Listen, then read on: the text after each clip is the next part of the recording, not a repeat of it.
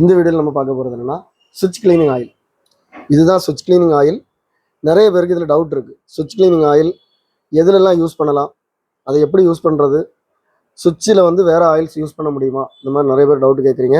So இந்த oil கிடைக்குது. இந்த சுவிட்ச் கிளீனிங் ஆயிலில் பார்த்தீங்கன்னா ஆம்ஸ்ட்ராங் கம்பெனி, இதுதான் பழைய மக்கள் யூஸ் பண்ணது.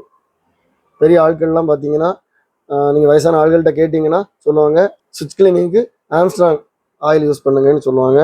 சிலவங்க தெரியாமல் சுவிட்சஸ் ஹார்டாக இருக்குது, வால்யூம் கண்ட்ரோலில் ரொட்டேட் ஆக மாட்டேன்னு சொல்லி வேறு ஏதாவது ஆயில்ஸ் யூஸ் பண்ணிடுறாங்க. ஸோ அந்த மாதிரி ஆயில்ஸ் யூஸ் பண்ணிங்கன்னா அந்த கண்ட்ரோல் நாசமாயிடும். அது மாதிரி WD-40 சுவிட்சஸில் யூஸ் பண்ணவே கூடாது. WD-40 எதுக்குன்னா போல்ட் நட்டு கலராமல் இருந்ததுன்னா, துரு பிடிச்சிருந்ததுன்னா அதில் இருக்க துரு எடுக்கிறதுக்கு தான் இந்த WD-40. நீங்கள் இந்த மாதிரி சுவிட்ச் கிளீனிங் ஆயில் அந்த கான்டாக்ட்ஸ், அதாவது சுவிட்சஸில் 2 டெர்மினலுக்கு இடையில கான்டாக்ட் இருக்கும், அந்த கான்டாக்டை கிளியர் பண்ணுறதுக்கு தான் அந்த சுவிட்ச் கிளீனிங் ஆயில். ஸோ இது நமக்கு இந்த மாதிரி பாக்கெட்டில் கிடைக்குது. இந்த பாக்கெட்டை ஓப்பன் பண்ணிங்கன்னா உள்ளே இந்த மாதிரி ஒரு பாட்டில் இருக்கும். ஸோ அதில் இந்த கேப்பை ரிமூவ் பண்ணிவிட்டு நீங்கள் இந்த மேலே இருக்கக்கூடிய இந்த இதை அதில் போட்டிங்கன்னா உங்களுக்கு இந்த சுவிட்ச் கிளீனிங் ஆயிலை நீங்கள் யூஸ் பண்ணலாம். இது எப்படிலாம் யூஸ் பண்ணலாம் பாருங்கள். நிறைய டேப் ரெக்கார்டரில் ஆம்பிளிஃபயர்லாம் ஈக்குவலைசர் இருக்கும். ஸோ அதில் உங்களுக்கு பார்த்தீங்கன்னா இந்த மாதிரி ஸ்லைடிங் சுவிட்சஸ் இருக்கும். இதில் 2 சைடு இருக்கும்.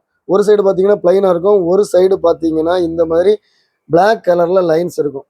இதுதான் அந்த கான்டாக்ட் உள்ள சைடு. ஸோ இதில் நீங்கள் என்ன பண்ணணும்னா ஒரே ஒரு ட்ராப் இப்படி விட்டால் போதும்.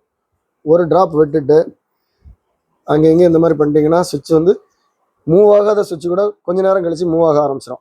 ஸோ ரொம்ப டைட்டாக இருந்ததுன்னா விட்டுருங்க, போட்டுட்டு ஒரு 1 டே விட்டுருங்க, அதுக்கப்புறம் யூஸ் பண்ணுங்க. அதுக்கப்புறமா இந்த மாதிரி வால்யூம் கண்ட்ரோல், பழைய வால்யூம் கண்ட்ரோல். ஸோ இதில் பார்த்தீங்கன்னா இந்த மாதிரி கேப் இருக்கும், உள்ள இப்படி ஒரு கேப் இருக்கும்.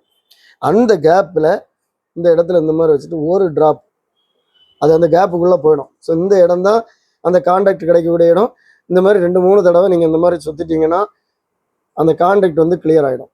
மோஸ்ட்லி இது எதுக்குன்னா கரகரப்பு இருக்கும். நம்ம வால்யூம் கண்ட்ரோலில் இந்த மாதிரி சுற்றும் போது கரகரப்பு இருக்கும், இல்லைன்னா பாதி இடம் ஒர்க் ஆகும், பாதி இடம் ஒர்க் ஆகாது. இந்த மாதிரி இருக்கும்போது நம்ம இந்த ஆயிலை யூஸ் பண்ணலாம்.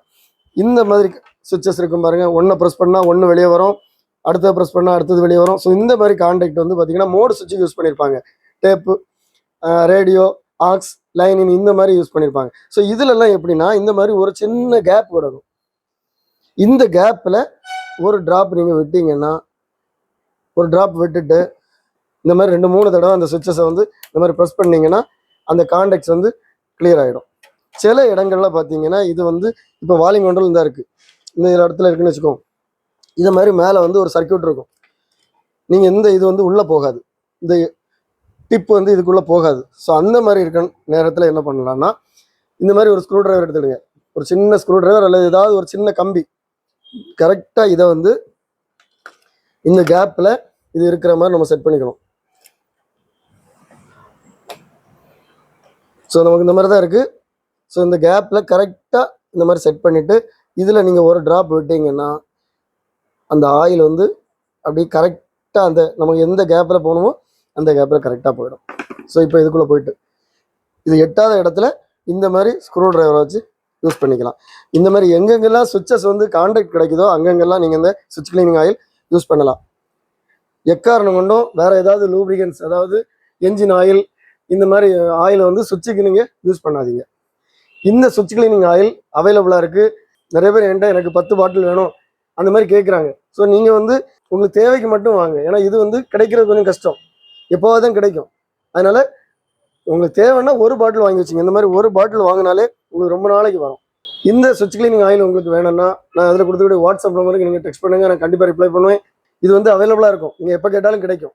இது மாதிரி நம்ம சேனலில் நிறைய வீடியோஸ் வரும். எல்லா வீடியோ உங்களை ரீச் ஆகணும்னா நம்ம சேனலை இது வரைக்கும் சப்ஸ்கிரைப் பண்ணுங்கள். அடுத்த வீடியோ வரைக்கும்